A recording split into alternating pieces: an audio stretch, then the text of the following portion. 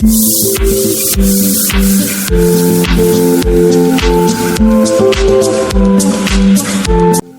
আসসালামু আলাইকুম।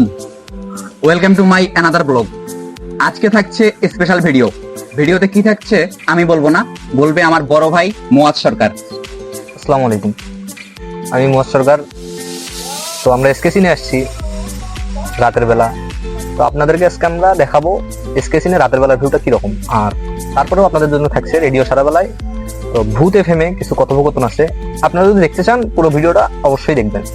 আসসালামু তো আলাইকুম। আজকে ভিডিওটা যেহেতু স্পেশাল হবে, তো আপনারা সবাই সম্পূর্ণ ভিডিওটি মনোযোগ সহকারে দেখবেন, কোনো কিছু স্কিপ করবেন না, অবশ্যই ভালো কিছু পাবেন। সৌন্দর্য ও মাধুর্যতায় পরিপূর্ণ আমাদের রংপুর বিভাগের বিখ্যাত hotel and restaurant SKS in.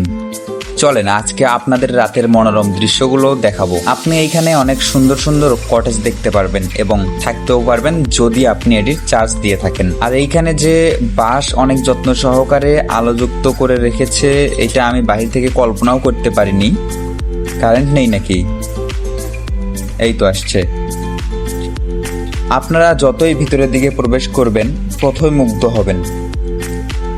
নীল পানির ওপর রঙিন আলোযুক্ত কটেজগুলো দেখে আপনি অবশ্যই এখানে সময় কাটাতে চাইবেন। আপনি চাইলে এখানে আপনার প্রিয় মানুষ, বাবা মা বা স্ত্রীকে নিয়ে এসে সুন্দর সময় কাটাতে পারেন। এই সৌন্দর্যের ভিড়ে সুজল সুফলা শস্য শ্যামলা প্রকৃতি যেন কৃত্রিমভাবে গড়ে উঠেছে রংপুর বিভাগের বিখ্যাত এসকেএস ইন রিসর্টে। আমার ব্যক্তিগতভাবে দিনের চেয়ে রাতে ঘুরতে অনেক বেশি ভালো লেগেছে।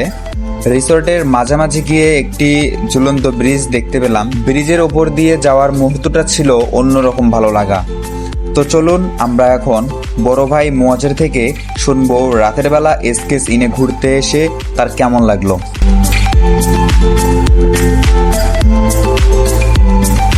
আপনারা সবাই হয়তো দিনের বেলার ভিউ দেখছেন এসকেএস এ কেমন আসলে। তো আপনারা যারা দেখেননি দিনের বেলা তারা অবশ্যই বলবো আপনারা এসে দেখে যান। হয়তো দিনের বেলা আরো সুন্দর, কিন্তু আমরা রাতের বেলা আসলে যে লাইটিংটা দেখতেছি তা সত্যিই মনোরম এবং সুন্দর মৃদু হাওয়া, বসার সুন্দর প্লেস, রোমান্টিক কিছু প্লেস আছে। আপনারা চাইলে সেখানে আপনাদের প্রিয়জন, আপনার স্ত্রী, বাবা মা তাদেরকে নিয়ে আসতে পারেন। আসলেই অ্যামেজিং একটা প্লেস।